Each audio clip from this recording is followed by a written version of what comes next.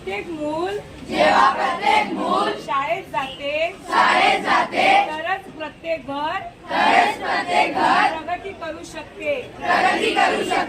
हर बच्चा पढ़ेगा हर बच्चा बढ़ेगा। साक्षरता दिवस फक्त करणार नाही प्रत्येक दिवशी आम्ही इतरांना शिक्षण देण्याचा